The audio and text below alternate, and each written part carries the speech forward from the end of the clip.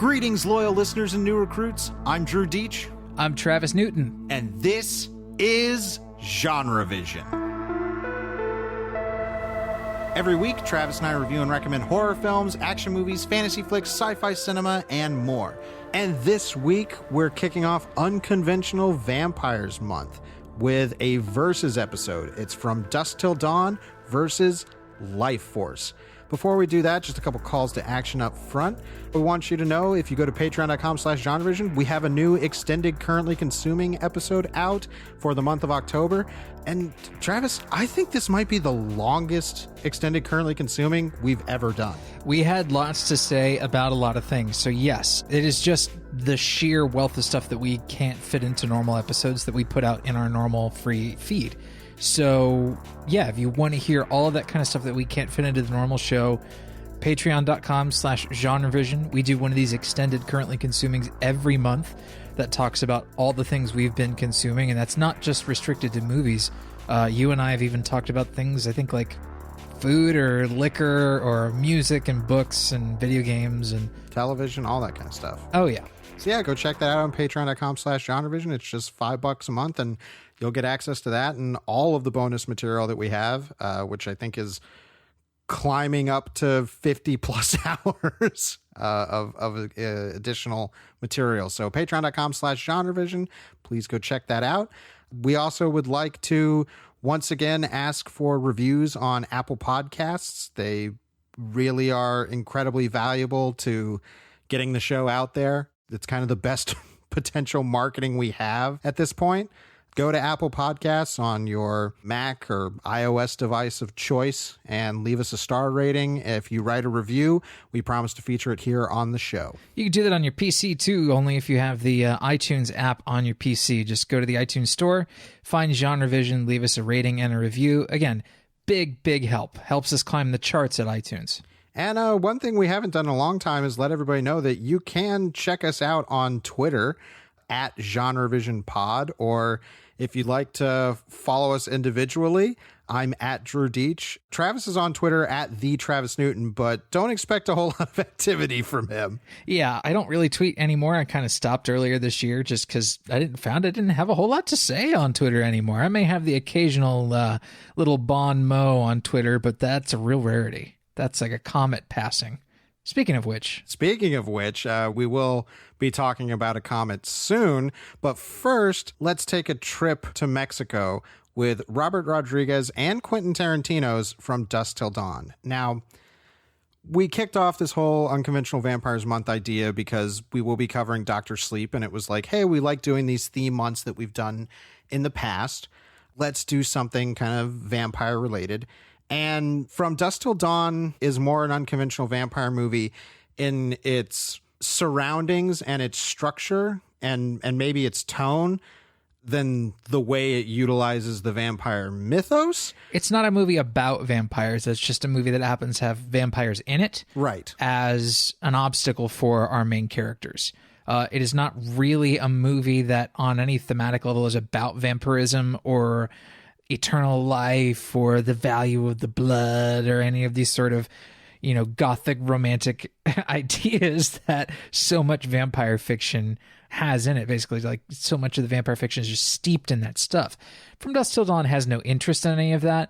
Really what it is a crime movie that turns into a siege film in the latter half. I mean, I would describe From Dusk Till Dawn as kind of a gag of a premise. How so? Well, for anybody who doesn't know, it's pretty evenly divided that the first half of the film is what you would maybe expect from a Quentin Tarantino script and Robert Rodriguez direction. It is this, cool posturing, nasty, violent little crime story.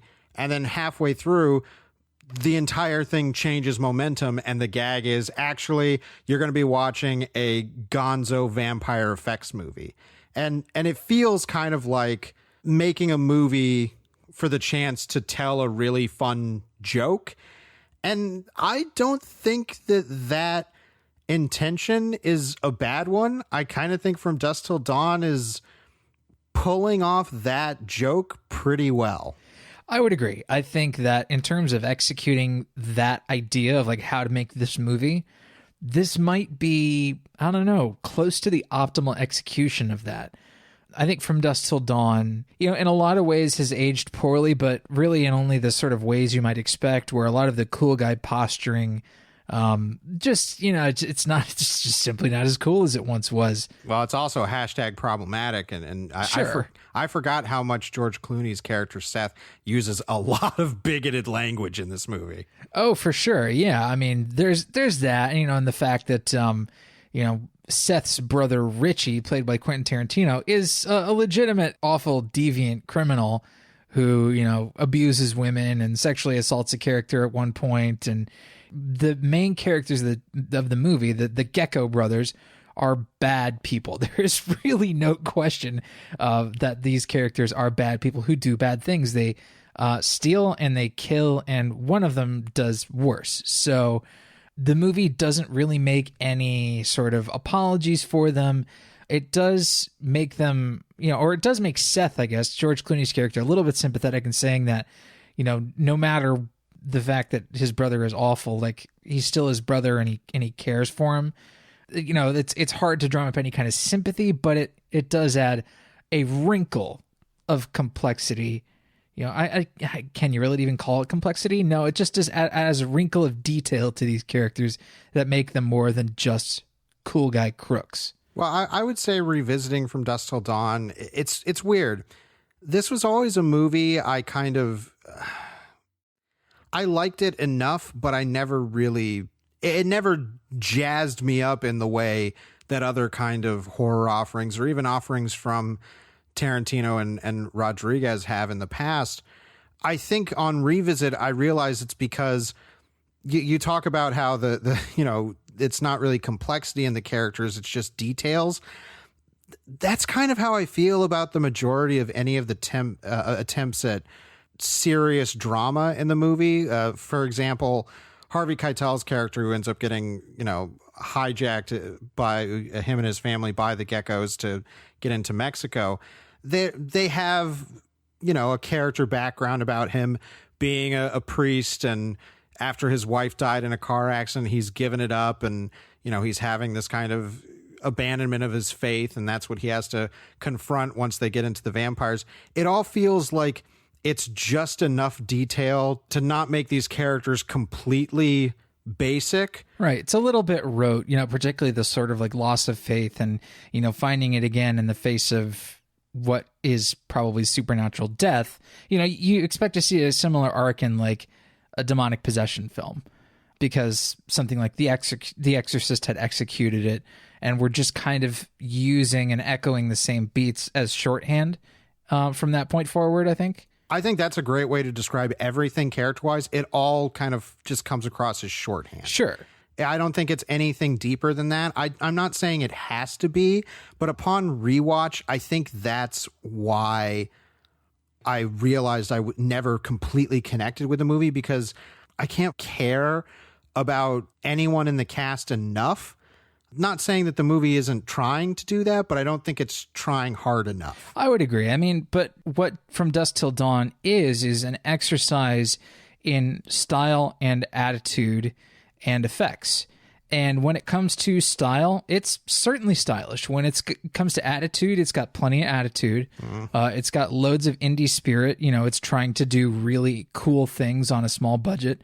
And when it comes to being an effects film, it exceeds completely. I mean, it is a baller fucking effects film. It's really good. Well, I said to you that I feel that From Dusk Till Dawn is one of the purest distillations of what a Fangoria cover movie would be like. Sure. And I mean that in the most positive sense, because once the characters do get to this bar in Mexico, and it's revealed that it is host to a den of vampires, the film kind of just becomes an all-out effects gag fest, and a delightful one.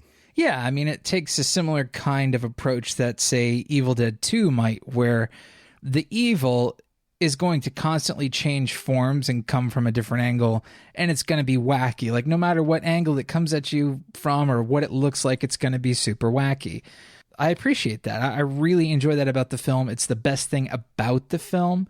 I will say the film is shot pretty well. It looks good. Guillermo Navarro is the DP on the movie, and he sure knows how to shoot a good flick. Yeah, it holds up, I think, in that regard. I also think that because the movie is able to change not just in plotting, but completely in tone once the vampire story kicks off, everything up till then has been very serious, like in mood and everything. And right. For example, when Richie murders the bank teller hostage and we see just these, very quick, like 1 or 2 frame flashes of the violence, it's like, wow, this is trying to be dark and gruesome and effective, and it's working. Right. But then when you get to the vampire explosion that kicks off, you have a moment like Fred Williamson flipping a table over and planting vampires on each 4 legs of the table, staking them through with the table legs.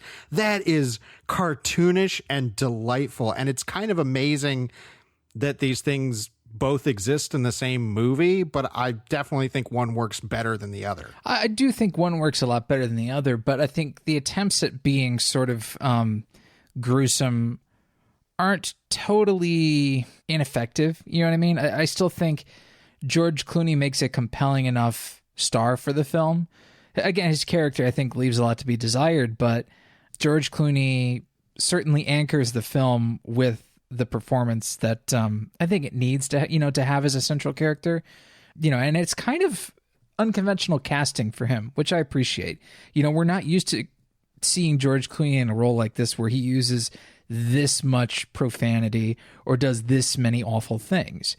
We're used to George Clooney being sort of a cool guy. Well, it's interesting to see him channel his kind of trademark suaveness into a more detestable swagger. Oh, yeah. And it works. Like, I absolutely think Clooney is 9/10 of the reason Seth as a character kind of kept me engaged enough.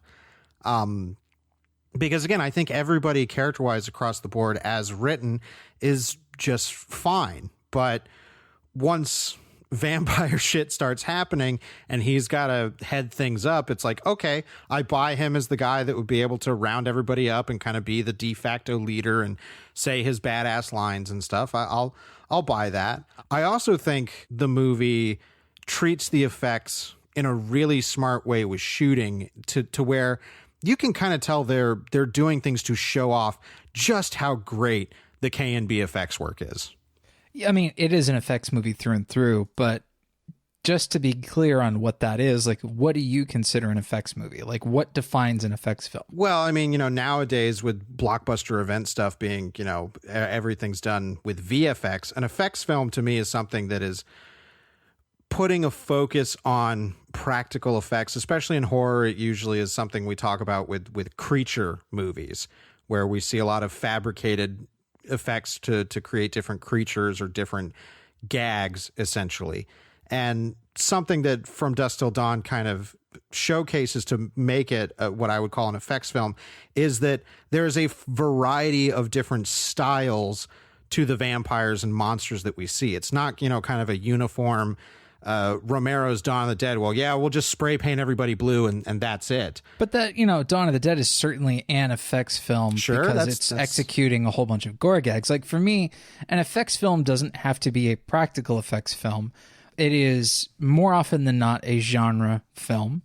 But an effects film for me is one where the effects used are kind of a selling point of the movie. It's one of the reasons you're going to see the movie. Right. They take center stage. I mean, you could easily argue, and I would agree, that something like Life of Pi is an effects movie. Yeah, it literally doesn't work without the effects. And it's something that, like you're saying, that it's being sold on the power of its effects. And that is something that it's not, while it may be trying to be seamless in that instance, it's still very deliberately calling attention to itself. It's not like a David Fincher or Martin Scorsese use of VFX where they don't want you to notice anything that's going on. Sure. And it's important to note that an effects creator has a story credit on the film. That's Robert Kurtzman. That's the K in K&B. Mm-hmm. So it was one of these movies that was sort of conceived as an effects extravaganza. And then Tarantino has the screenplay by credit. So you get sort of where these various influences come from. You know, it was conceived by an effects person, directed by Robert Rodriguez, who also, you know, is no stranger to creating his own effects. Mm-hmm. And then Tarantino, who likes to write pulpy crime stories. So the blending of those things here is, I don't know, pretty damn good, and makes for a fairly enjoyable watch in many ways. I do think it's a pretty slight movie, but that's kind of by design. It's fun. I definitely think that's by design. I think that's where that first half kind of suffers for me, because knowing the punchline and knowing how kind of slight the movie's going to be, everything in that kind of first half, it's like, well, this isn't executing it well enough for me to really kind of become super invested in this aspect of the story. Mm-hmm. But once they get to the vampire gags, and it's just like nonstop vampire gags, it's a total treat. And what I was particularly mentioning in terms of shooting the effects and focusing on the effects, there's at one point where Tom Savini, who's playing a character Sex Machine, gets turned into a vampire, and he mutates into this giant animatronic rat monster. It's like not only that, but like his character, spoilers obviously, but this movie came out in 1996. Don't at me. His character's head gets cut off, right? That's already a pretty big execution of an effect. Then his headless body falls to the floor, contorts wildly, and then giant rat paws shoot out of the sleeves of his leather jacket. And then he turns into the body proceeds to turn into a giant rat monster where a rat's head inflates out of the stump of the neck. It's like, holy shit.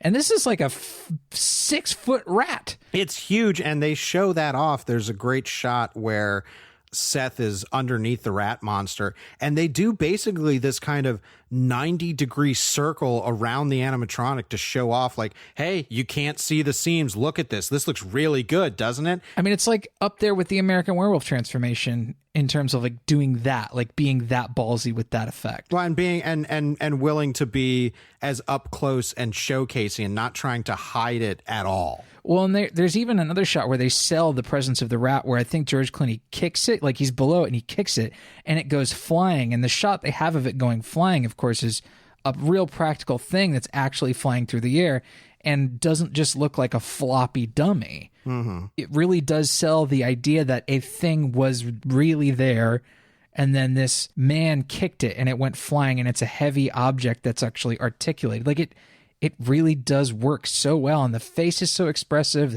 The teeth are creepy. I wouldn't want to be in the same room with it alone. Like, ugh. Yeah, I mean, I think that's really the staying power of this movie, and why.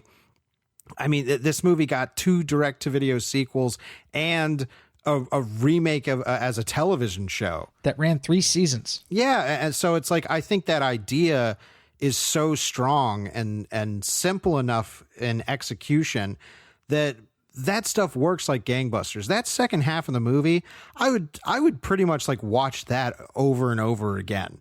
Like, that's the part of the movie that is really fun, and that, you know, I could even just watch a highlight reel of every single gag, because it's like, yeah, pretty much every vampire looks different. They change. There's, you know, different kinds of vampires, which I think is really cool. Yeah, the fact that the vampires change, like the more you see them, the more sort of different they become. You know, originally they just have sort of like ugly face appliances, and they don't look like any sort of vampires you might expect. But then Salma Hayek's character morphs into like a snake-headed vampiress, and once they deal with that sort of band of vampires, then there are other sort of face morphs. There are actually bat-shaped vampires that come in, and you can tell there are sort of less expensive makeups that, you know, there's like lots of hairy, sort of vaguely bat-like vampires, but then there are like full-on bat-headed creatures, and one vampire that has a giant like mouth inside of its tummy that's just like walking around with these, big rubber boobs on and this like huge mouth in the center of its abdomen. It's like, what is all this? Like, it's just an excuse to explore all of these crazy designs. And you know what? I'm kind of here for it.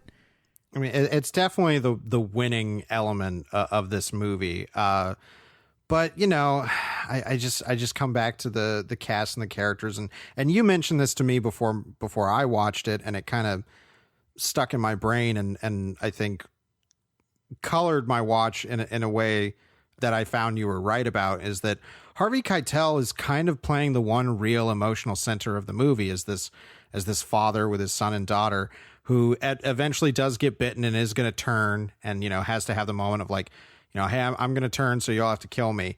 And it's in this moment he has a line that kind of sold me on your feelings about him, where you were like, I think he's miscast and I don't think he's working. Is he's telling his kids, like, you have to understand, when I turn out there, I'll be a lapdog of Satan. Mm-hmm. And that line, I was like, that's a really funny line, but I'm not laughing, and it's not being sold in the way I think it's trying to be sold as written. It brought into focus, I'm like, yeah, Harvey Keitel is one of the greats, but I don't think this was the right role for him. No, I mean, if you're in a movie and Quentin Tarantino is giving a better performance than Harvey Keitel, there's a problem. It's that Harvey Keitel's in the wrong fucking role.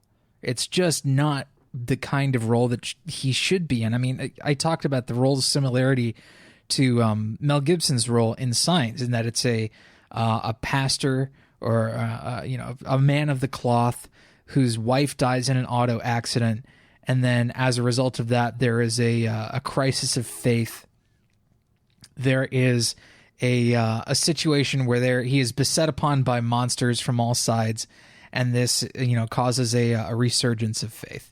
Same kind of character template, right? Mm-hmm. After watching Mel Gibson play that sort of similar kind of character in Signs earlier this year and seeing just how good a job he did with it and just how good Signs is, frankly. Go listen to our Signs episode. Yeah, that movie's kind of a banger. Mm-hmm. I'm glad we revisited it, but yeah, seeing all that and then like watching Harvey Keitel in this movie, I'm like, this is Harvey Keitel. Why does he suck so much in this movie? Yeah, it's unfortunate, but maybe we can come back around to some other thoughts with this movie. I don't know if you have anything you want to say right now, but what do you think about where it finally goes? Like, do you like the ending? The ending I don't think really pays off, because it's a good gag of a joke where it's basically like, why did you ask us to meet you here? And it's like, I've seen it. It could have looked cool. It's like you picked the one place that has a bunch of vampires.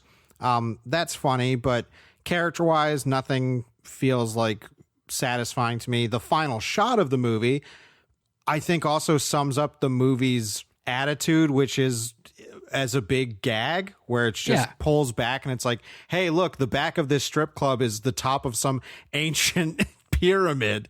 It's like, that's funny. Yeah. Cut to credits. It's a fun idea. And there's like huge ravine or like crevice behind the bar where they've dumped all these trucks and stuff like that. It's clearly just all these people that they've killed, where they've dumped the bodies and dumped their trucks. It's like, that's a fun idea and a good matte painting, as the camera pulls out and reveals more of that matte painting. Mm-hmm. It's like, this is a fun idea.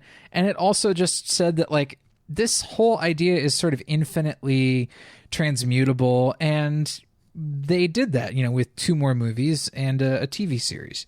So I can't blame them for having quite a few good ideas, because the film is so simple that it doesn't ever really paint itself into any sort of restrictive corner.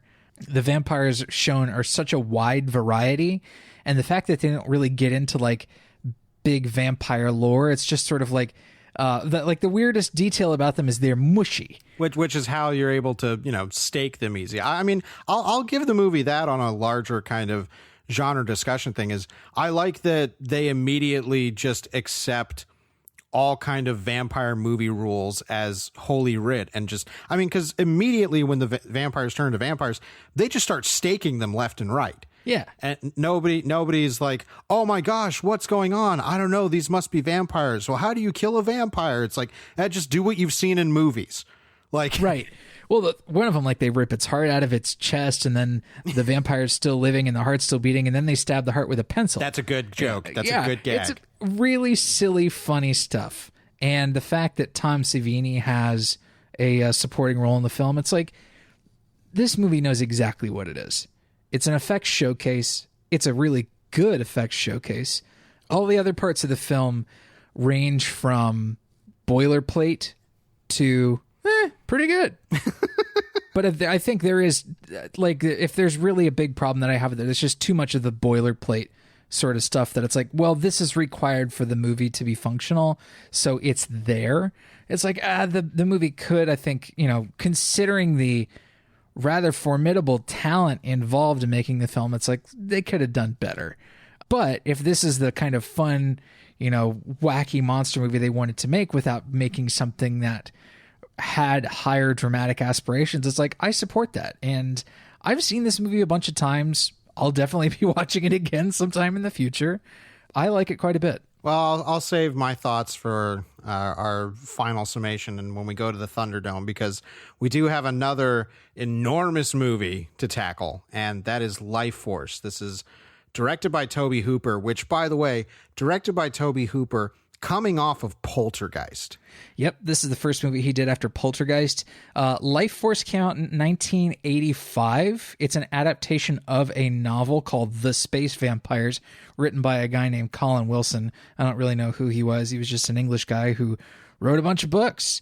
The screenplay was adapted from the novel by Dan O'Bannon and a guy named Don Jacoby.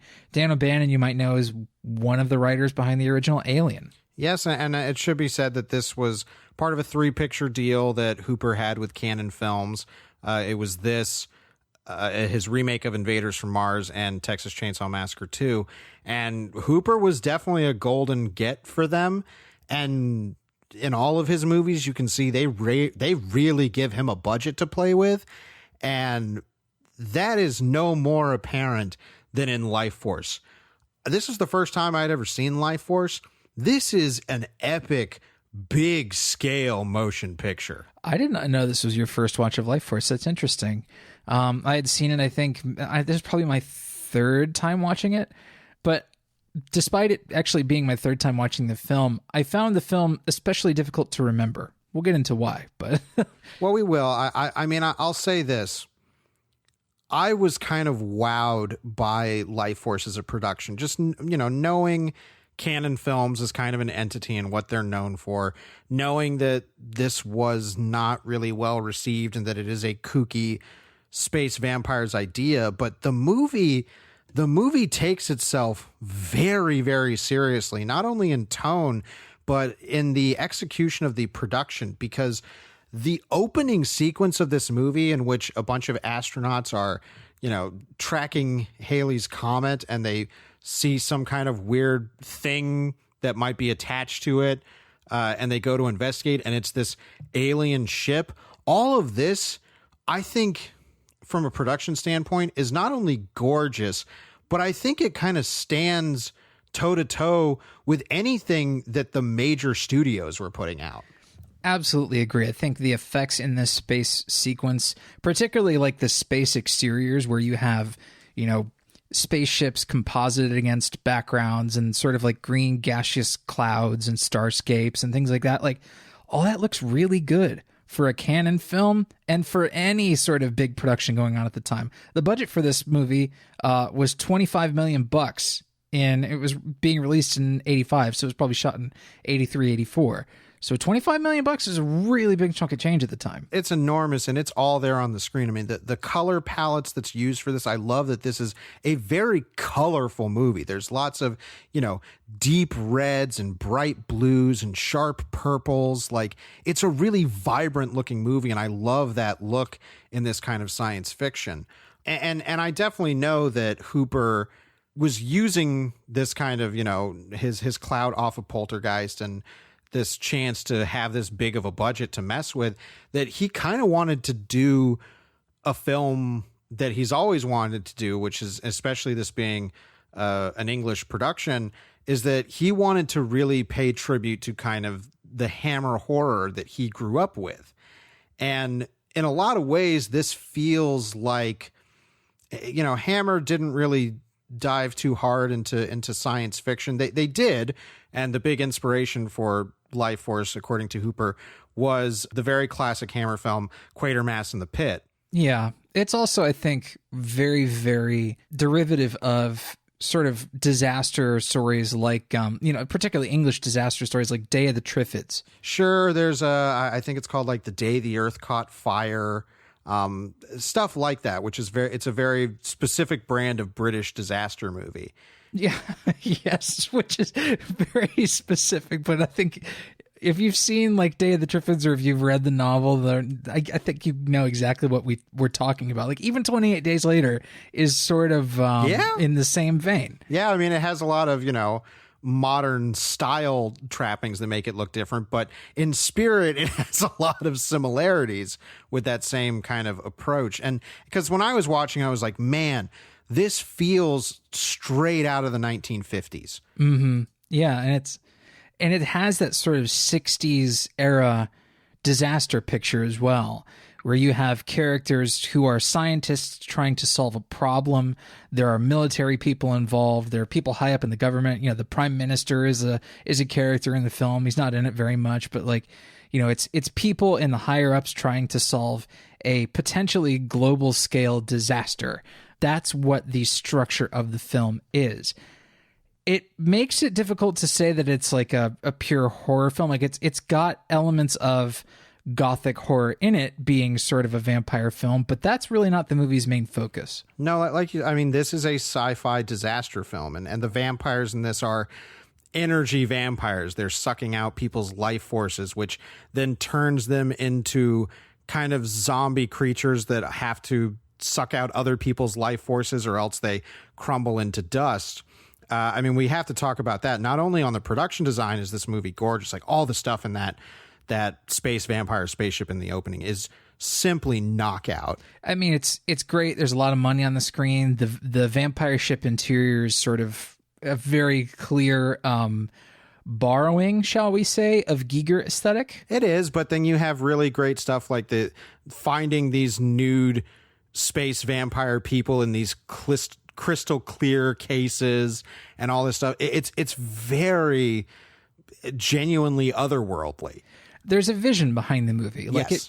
It's really good at coming up with images that sort of stick in your brain, and these sort of big ideas like all of the vampire aliens floating around in the big ship, the three people in the crystal cases, like these are all images that stuck with me. What I had completely forgotten, even after seeing the movie a couple times, was like, why? And it's sort of what the general structure of the story was, because I found that throughout watching the movie, I really had a hard time giving a damn about anything else but the effects, really. Well, we can get into that because I want to stick on the effects, because just like From Dusk Till Dawn, this is an effects film. Oh, yeah. Like through and through, to the point where I will argue that I don't know if there's an effect in the movie that didn't work for me.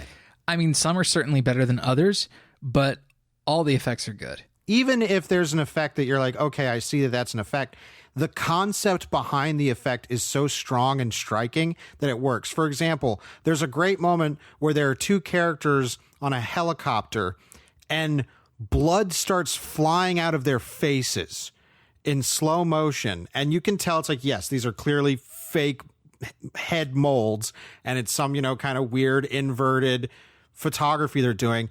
But the idea is that this vampire being's energy is inside of them and has to come out and reform to escape. So it comes out by the blood pouring out of their faces and flying up into the cabin of the helicopter and forming into this weird blood-shaped being person. It's nuts, and it totally floored me.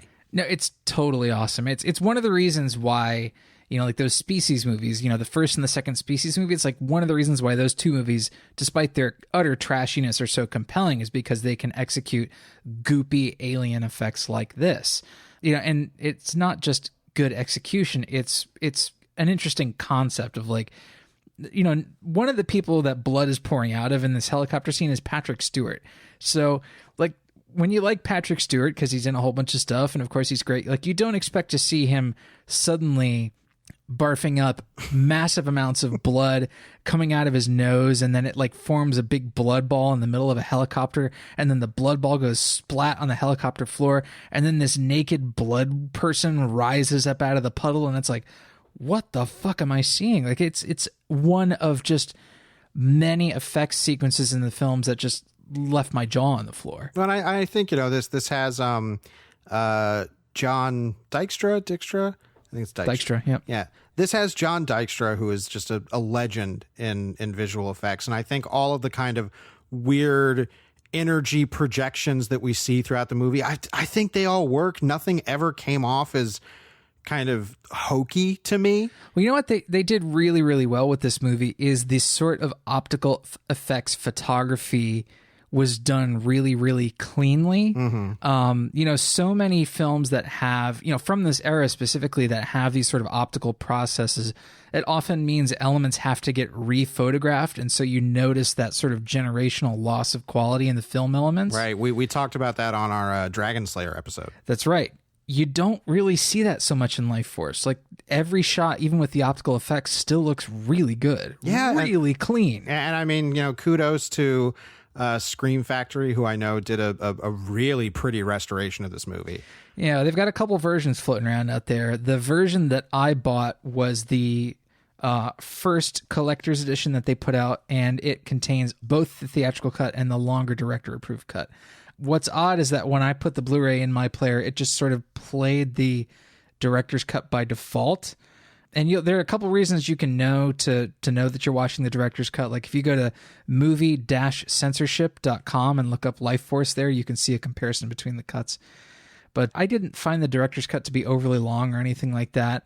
The one thing that I still find pretty clunky about the beginning of the movie is that VO explaining like what the spaceship is doing up there, and like the astronauts are like a joint British American Space Force, and on board the fucking ship is the Minerva engine that provides constant acceleration and artificial gravity. It's like, just shut up. Well, you know what this is? I mean, it immediately made me think of the opening of Lost in Space, which it's like kick off immediately with voiceover. And in that episode that we did on Lost in Space, you mentioned it's like, well, this is the attempt at the Star Wars title crawl. Mm-hmm. And that's what this opening narration in Lifeforce is kind of being. But it's not really information, like it's information that could have been doled out much more naturally.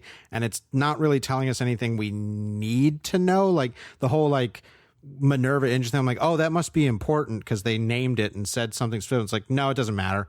At all. Right. And you start to get that sense, when you're watching this opening sequence of these astronauts finding this giant ship, you're like, I'm watching Alien on fast forward, because they use cross dissolves between almost every shot. So you get the feeling that you're watching a montage, and it's like, what's with all the fucking cross dissolves? It's really ugly. And the scene like has not a whole lot of internal rhythm. Let's get into the fatal flaw of Lifeforce. And that is the fact that it's not just this construction of the cross dissolves and this feeling of it being on fast forward. It's the fact that this is a movie with people in it, but no characters. Mm-hmm. Yeah, pretty much every person you see on screen is a cipher that is designed to execute the premise of the film and to further plot beats when they occur. Not a single character in this film is someone you feel like you can really care about, or someone whose fate matters to you as an audience member. The protagonist, if there is one, is this astronaut named Carlson, who you meet in these first couple of scenes, played by Steve Railsback. Yeah, it is Steve Railsback, but who gives a shit? And it's not who gives a shit on Steve Railsback. It's literally that this character, more than maybe any movie we've done on this show, this is the most characters only exist for the plot momentum movie we may have ever covered. And it's really disappointing, because the ideas at play here are compelling and kind of sticky ideas, because the space vampires, the main space vampire, who is this mostly nude woman throughout the movie, played by Matilda May, Matilda May, but yeah, okay, yeah, Matilda May. She constructed how she looks by basically reading Carlson's mind and creating the perfect female form from his brain. And that is interesting. And the commentary that the way that she was able to revive herself was that she put some of her energy into him and took some of his energy. That gave her the power to walk again. And there's interesting stuff that could be played here, but it is not even hinted upon because the movie is solely focused on playing out its disaster premise. Right. So in this opening sequence, we're not really introduced to the idea that this astronaut Carlson is of any real importance at all. He just seems to be some sort of nobody that the film is using to get us into the vampire ship. Then we go back down to Earth, where they then find this seemingly dead space shuttle that had contacted the vampire ship, although they don't know that at the time. They send another space shuttle up there, and they find that, it's empty, but there had been some sort of like big fire on board, and they take these people that they found in like the cargo bay, and it's the people that they found in the crystal sort of, suspended animation aboard the ship. They take them back down to Earth, and bad things start happening. Space vampires, energy vampires start breaking out. The naked lady Matilda May is wandering around with her boobs out and, doing psychic bads. And then doing psychic bads. I like that. You know how. And then fucking Carlson parachutes down out of the sky in one scene. And it's a pretty cool scene. I like that the stormy wind is whipping, and then you the camera tilts up to reveal the freaking escape pod, and it's like, oh, that guy. He has a beard now. Okay. It's that guy. I think. He's got a beard. And he's introduced to the like 4 or 5 British guys who all look exactly the same and sound exactly the same that the movie has made you think that it's going to be about. It's at this point, it's just like, okay, what do these 4 or 5 boring, sourdough men have to do to bring me to the next sequence? I'll give one character a nod, and I can't remember his name, but he is the base. I think he's like what does he call himself? He's a professor of death, basically. That's Falada. Okay. He gets to spout some, metaphysical mumbo jumbo about life force and life after death. And eventually when the whole disaster starts to go down and he becomes one of the zombies, essentially, he gets to have a nice, kooky little scene. That's about all I can give anybody in this movie. And that's kind of a low bar. It's so unfortunate because once this plague really kicks off and it looks like London is going to explode from psychic bads, it's really impressive. Yeah, I mean, from, a standpoint of how is it executing its sequences and, what's the score like? And of course the score is like big and epic and driving. It was a Henry Mancini score, and I think Michael Kamen did some music for the film too. Mm-hmm. The fact that it's managing to stay like this engaging just on a level of like sheer imagery and sound and verve, it's like, okay, this is watchable, even enjoyable, to a fair degree, I think. But you're just like, every time it tries to make me care about something happening on screen to people, it's like, get lost, movie. There's one sequence where they hypnotize Carlson because now he has a psychic link with this big boobed energy vampire, psychic bad, and he surmises that she has left that form and entered a body of another woman. So there's like a little bit of a sequence that reminded me of Under the Skin, where we see this sort of vampy woman seducing this man out in the countryside and driving in a car, and they find out that, through like a vision of her license plate, that she's a nurse at some sort of like mental hospital. They go to the mental hospital. Patrick Stewart plays the director of the mental hospital. Turns out the vampires, the vampiress has actually possessed him. And so, that's one of the reasons that he's spewing blood a few minutes later in the movie. Yeah. And it's like fun to see this chain of little links, but I can't be bothered to really care about why or the plot or anything about that. It's like, can we get to the next effect sequence, please? Well, the other problem is that not only does the movie not do any significant character work, it also doesn't do significant work in terms of building its lore. Like, for example, we find out that, wrought iron is basically the thing you have to stake the vampires with. And that comes out of nowhere. Falada is just like, yeah, I killed a vampire. He's like on the phone with somebody. And he's just like, yeah, I killed him, staked him with some iron. That's what you got to do. And it comes out of nowhere.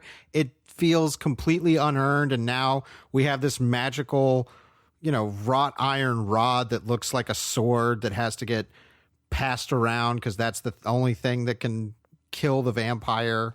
Magic sword out of nowhere. It's really weak. Like, the movie can't even do the due diligence in that regard. But at the same time, I was still kind of mesmerized by the movie because it's just so beautiful to look at. It is. I mean, Hooper is using that same sort of poltergeist gloss, that sort of semi-Spielberg, lens flare, anamorphic look that he replicated so well in Poltergeist. There's lots of wide anamorphic lenses, a lot of that sort of distinct barrel distortion, really strong distortion, lots of low angles, lots of camera movement, subtle camera movement to sort of give sort of a predatory perspective. The way the camera moves through the scene is like it's hunting the characters. It's like, this is, from an aesthetic standpoint, pretty impressive, like always. And that's one of the reasons I continue to watch them. It's one of the reasons I own the movie, is because it's that impressive on that level. I wish Hooper had been able to make bigger movies, because Poltergeist is a movie that takes place almost entirely in a house, and it feels like a big movie. In Lifeforce, he's allowed to have play with an entire city, and he knows how to make that scale and scope work. Yeah, and it feels epic. And one of the reasons it feels epic in Poltergeist is because the character drama reaches epic levels. And It's not melodramatic in the sense that it's heightened almost for the sake of being heightened. It's not that at all. We understand the human stakes of the story really, really well in Poltergeist. And the human stakes of the story in Lifeforce is, this guy really, really wants to be with this big-boobed psychic vampire lady really badly. That's about it. Do I care about that? Absolutely not.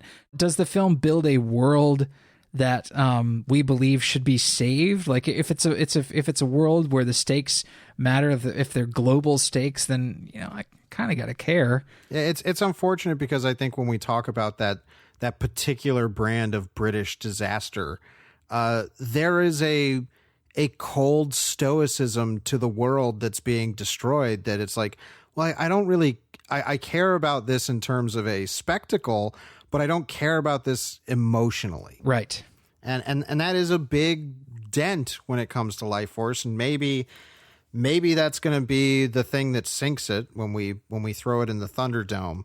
Yeah, this was almost my shelf pick, but I did want to bring it up. If you want to see like an execution of a similar idea with also really good effects, like watch Philip Kaufman's Invasion of the Body Snatchers. It's a good movie. It's a really good movie, and it, while it does have a distinctly sort of, I don't know, pessimistic bent, even, before the famous ending, it still is sort of a disaster film that holds you in its emotional grip. Like, you do want, particularly, Veronica Cartwright's character, you wanted to make her out alive, you wanted her to be okay. Yeah, no, the ending of that movie is tragic, and it's not a big blow up ending.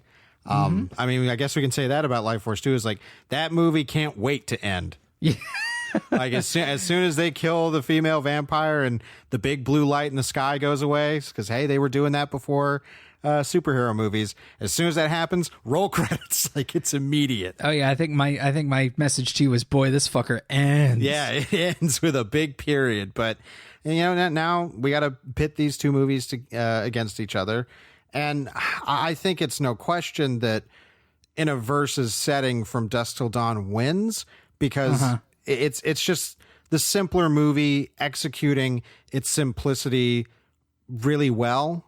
But Lifeforce is the movie I want to love more. Well, it's also new to you, so I can definitely sort of understand that. I think given Lifeforce's rather considerable scale, and the time it came out, and the director, Tobe Hooper, this is sort of one of his lesser beloved films, I think. Not really a cult classic in the sense. It's certainly not widely beloved, but there's so much that is delightful in it. There's such a process of discovery of cool ideas in this film. It looks so great. The potential is there on the screen. That's what's so frustrating. It's not that the potential is buried in the script or anything. You see it for almost the entire running time. It's a handsome looking movie. It's drop dead gorgeous for a lot of its running time. Lifeforce is almost a movie that I would love to see a good remake of, because I think the idea has enough there to play with that they don't play with at all. If they could actually make characters that we care about in any way and did some stranger things with the particular mythos of this, I think could be interesting. Yeah, I mean, I have to give it to From Dusk Till Dawn. There's no question that it's the better movie. But Lifeforce is the movie that I'm way more fascinated by. Yeah, it's definitely a more curious sort of, well, no, I should say it's a greater curiosity. It's a less sort of whole idea. It feels sort of incomplete. It's like it's 75% of the way there. Whereas Dusk Till Dawn feels like a complete idea. It's just a rather simple one. The ambitions of Lifeforce far outstrip what From Dusk Till Dawn is doing, just in terms of scale. In terms of effects, I think, they both make some really fascinating creatures. Lifeforce is definitely more into the optical and visual effects, but it's doing things that not even like Disney's Black Hole was doing all that well. It's just like that extra level of polish. Possibly one of the reasons it looks so good nowadays is I think Tobe Hooper shot it on 70 millimeter. It looks beautiful. The quality of those film elements was just really high. Scream Factory did release a remastered edition of this. So they actually did a new scan, I believe, and they may have done it at a higher resolution. I think they may have scanned it at 4K when they redid their new Steelbook. So that is out there, and I would recommend buying it. There is a Tobe Hooper commentary. I will say before we head on over to the shelf, this is Unconventional Vampires Month. And what is it that these particular movies are doing with unconventional vampires or an unconventional approach to vampires that either feels necessary or is different enough to be like, well, why take this route with the vampire idea? Well, the vampire is a particularly versatile creature when you're trying to make an effects film, because you can make a vampire film and really it doesn't have to be an effects film. We're so used to vampire films being sort of gothic horror movies that need to be period pieces and things like that, but really they don't have to be. I mean, just look at movies like The Transfiguration or George Romero's Martin, which we're going to be reviewing later this month. They don't really have to be big effects pieces. Like that creature, the vampire, really is sort of infinitely malleable, and you can sort of put them in any situation and make an interesting story. But the fact that you can pile on massive loads of effects onto this creature and for the same sort of essence to be there, it speaks to just how important an idea vampirism is to us. Yeah, I would agree. I mean, I was thinking about this with From Dusk Till Dawn, and I'm like, these could just as easily be werewolves, that they run into a bar full of werewolves. Right, and Dog Soldiers is kind of that movie. Yeah. But I feel like the versatility of the vampire is more on display in From Dusk Till Dawn, because they can pretty much make them look however they want to. And there's God knows how many variations on what a vampire should look like in that film. Of course. I mean, Lifeforce is the one that, even though it has this angle of these are space vampire creatures, it's a little more traditional in terms of what it's kind of executing in terms of vampirism. The whole idea that this female vampire that's walking around pretty much sexually hypnotizes any man in her vicinity to where they feel this incredible attraction to her. It's like, that's vampire myth 101. Sure. And Falada is the only character in these two movies that really actually talks about what vampires are. And what he gets at is the sense that, like, really, he says we're all vampires. We drain energy from other life forms. It's just the method by which we do that that really makes us different. So it's like, well, what do we consider a vampire? We, a traditional vampire is obviously we drain the blood. Blood obviously is a very, very important thing, psychologically to us.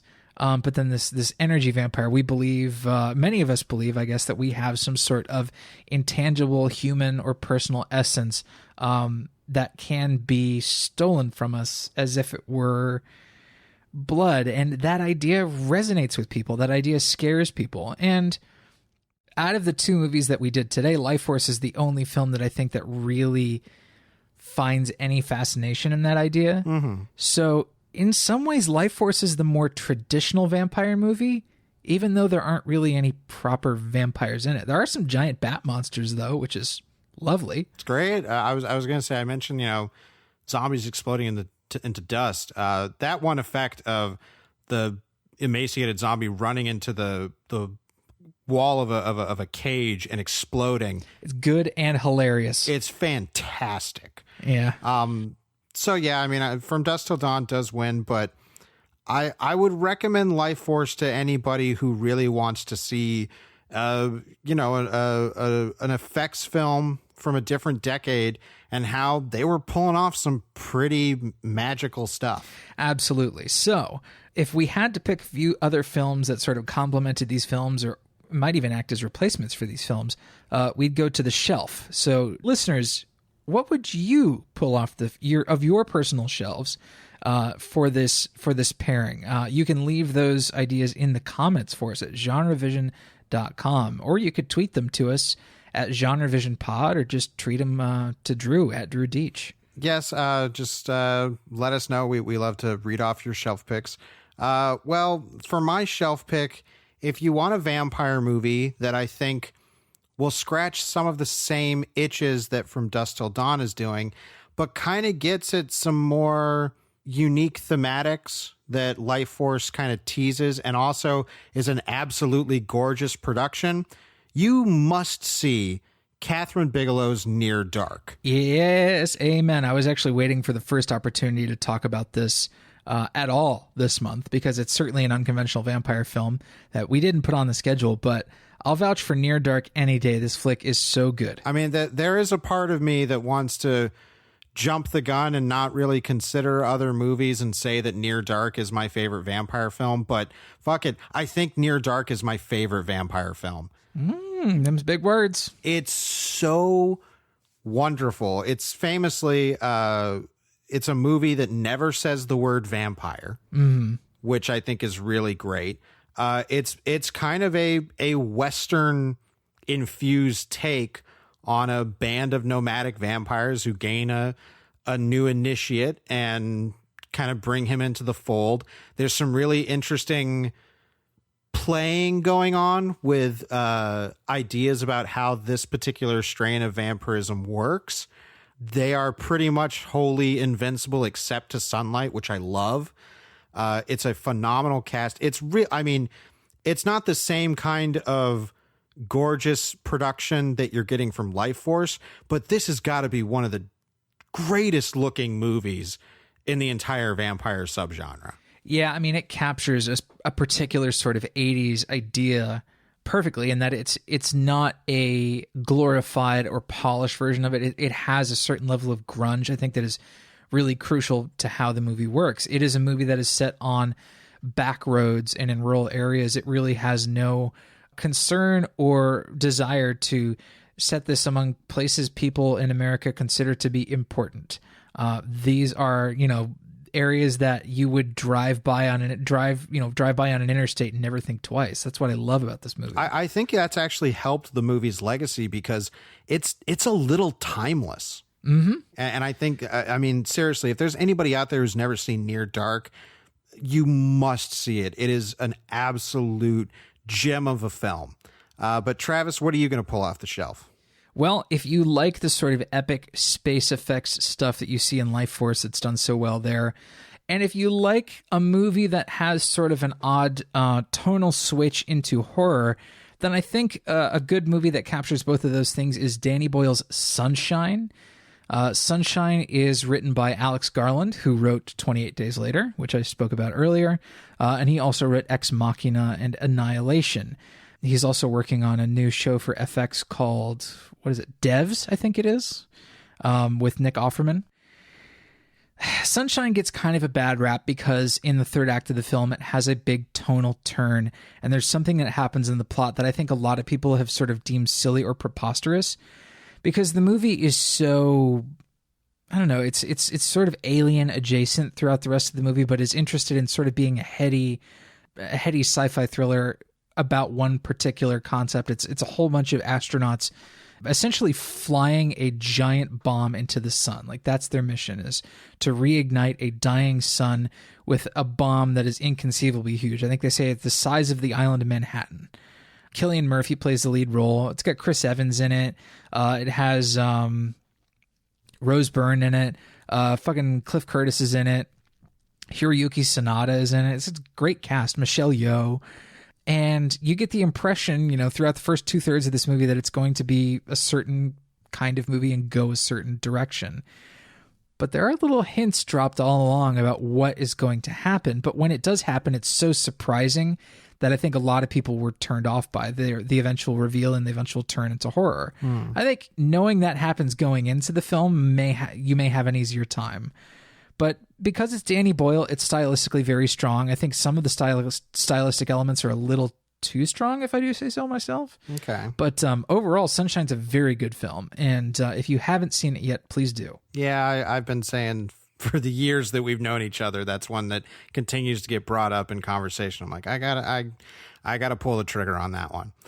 Well, we did get shelf picks for last week's episode on The Lighthouse. DT Grizzler had Shadow of the Vampire, which is another appropriately stylistic Willem Dafoe role, in which he's being amazing and funny. Shadow of the Vampire is great. I need to revisit that. It's been a long time since I've seen it.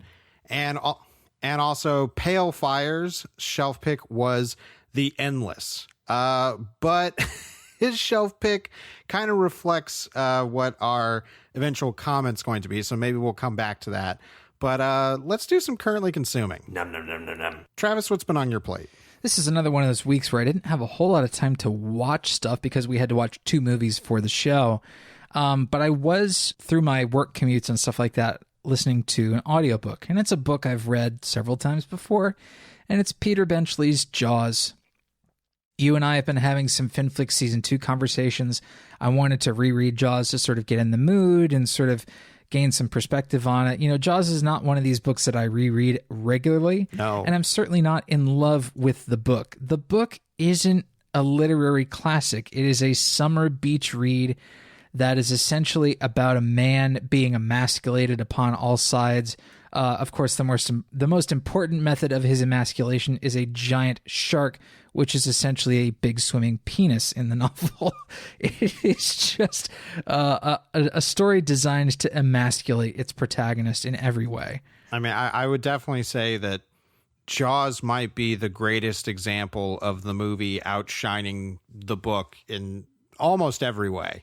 Well, I think there are plenty of other examples in cinema, but the fact that they turned this book into that movie is, I don't want to say miraculous, because I think that's underselling just, what a satisfying beach read Jaws is. Like, Jaws is a really nasty, gory little book that has some fun stuff going on in it, but boy, it's awful dated, and not in ways that make it seem like a valuable piece of history, or ways that are particularly, I don't know, ways that expose the time period or offer any sort of valuable insight about the time period in which it was released. It was released in 1974.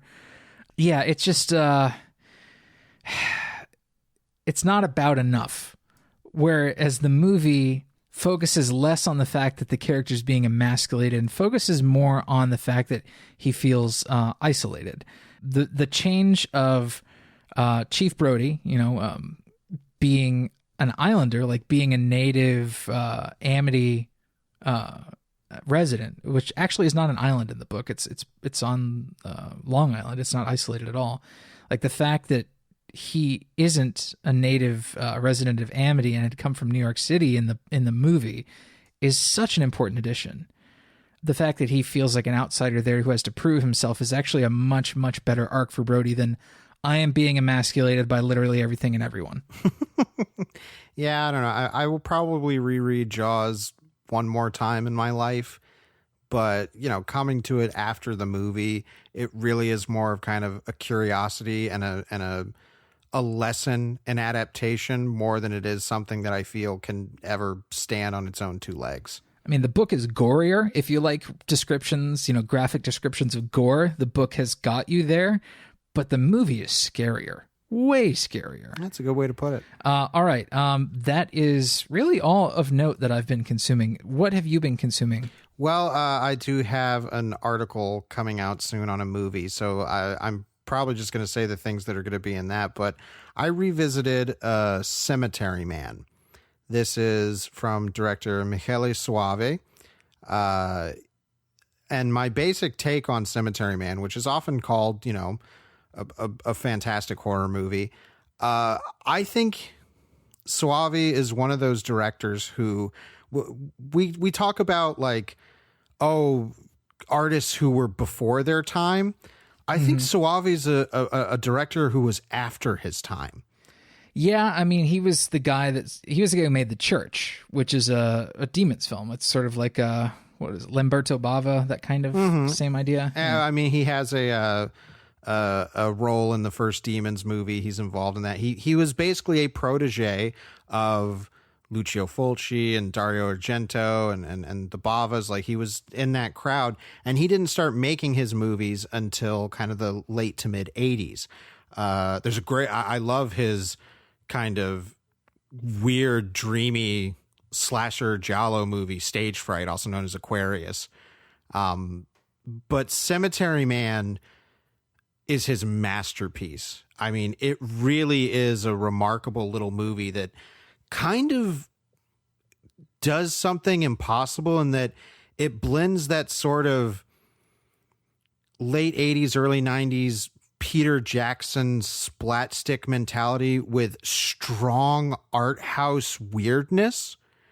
That should not be a chocolate and peanut butter situation, but it absolutely is in Cemetery Man. The film is led by Rupert Everett, and he is a caretaker of a graveyard where I think it's 7 days after somebody's buried there, they resurrect, and he has to shoot them in the head and put them back in the grave. The movie, I think the original title, Della Morte dell'Amore, which roughly translates of death of love, is a little more descriptive of what the movie's thinking about. It's thinking about the two primal urges that drive humanity, sex and death, or love and death. It's a very silly movie that's playing by its own rules. It's comedic to a point that I think might turn some people off, but I find it really effective. But it is a straight up art house dream of a movie, and that's kind of shocking to me. And I know that it's well respected. Martin Scorsese, he who does not consider Marvel movies cinema, did call Cemetery Man one of the best Italian films of the 90s. Not Italian horror movies, best Italian films. And I think he's probably right. I know Cemetery Man has kind of a small cult following. I don't know if it'll ever get any bigger than that, because it's a weird movie, and where it ends and what its kind of big statement is by the ending is a deal breaker, I think, and extremely arty. But man, that movie's a spell. And if you've never seen it, I would strongly recommend it. I've never seen it, so I guess it's time. Yeah, I'll be very interested to see your take on it, because it's something else. But let's wrap things up with our Comment of the Week. And yes, we're coming back to loyal listener Palefire, who their shelf pick was The Endless, and the reason we didn't say that is because Palefire said The Endless because it's another flick that feels over its head with themes that don't ask any interesting questions or have anything definitive to say on the subject, which is kind of how he felt about Robert Eggers' The Lighthouse. Yes, Palefire says The Lighthouse was the, quote, biggest disappointment of the year. It's well acted, it's beautifully shot, has a haunting score. The script just sucks. It's predictable, dull, repetitive, and rambles on like one of Willem Dafoe's many rants. I think I would have loved this movie 10 to 20 years ago. Intricate, ambiguous metaphors that are all left for the viewer to figure out. Sadly, there is no emotional connection to the character's theme, and while I can see the Bergman comparisons, I find them all to be floating on the surface. Good use of the word, the floating verb. I like that. Verbs are good. I love verbs. The Lighthouse has neither the inventiveness or point of view Bergman had. Well said. I mean, I clearly don't agree about the script sucking, but, Palefire, he knows how to explain his point of view. Yeah. And he's been with us for such a long time. We love having him. Yeah, I mean, we said this, I think, last week when we had, we did our episode on Ang Lee's Hulk, or not last week, but the week prior to the Lighthouse. We did Ang Lee's Hulk, and we, I think, kind of ended up in a net positive place with that movie. But we featured a comment from WZilla13 who said that, yeah, he doesn't like the movie at all, and he made his case. And we're all about that here. Like, as long as you are not being an asshole to people in the comments section, feel free to disagree with us. We like it when you can present that viewpoint. That's really valid and necessary. Like, we've said this before, and we'll say it again. We don't want the comments to just be an echo chamber of what we say. Please disagree. Yeah, disagree healthily and heartily, because it's part of the reason we're doing this, and part of the reason we've curated our comment section as we had is we want to foster good discussion on the internet, which is harder and harder to find. So thank you, Palefire. Thank you, loyal listeners. And yeah, I think that's going to wrap it up for our first entry in Unconventional Vampires Month. Next week, what are we doing, Travis? Well, next week is going to be the big sequel to Stanley Kubrick's The Shining. It's called Dr. Sleep, and it's directed by Mike Flanagan, who directed a little movie called, he's made a couple little movies. He made one called Oculus. I think the best and biggest thing he's directed is Netflix's Haunting of Hill House. Oh, yes. Which we think is nothing short of a masterpiece. Yeah, and the responses to Dr. Sleep, I will say, from my angle, have been mostly positive. We're deeply fascinated by this movie. We didn't have it on the schedule for a long time. Then we started seeing stuff from it. We're like, okay, yeah, we got to see this. Yeah, I mean, after his adaptation of Gerald's Game, which was long considered an unadaptable Stephen King novel, I think they kind of chose the right guy to approach this. Mm-hmm. We'll find out how that goes next week. The film is like kind of already out in previews. I think they started doing preview screenings of it, or like a limited release sort of thing, on the 30th of October. There's a chance you might be able to go see this right now, but we'll be seeing it just before we review it next weekend. So we'll hope you'll join us for that. As always, we want to thank you so much for listening. I'm Drew Deitch. I'm Travis Newton. And we'll see you next week. Right here on GenreVision.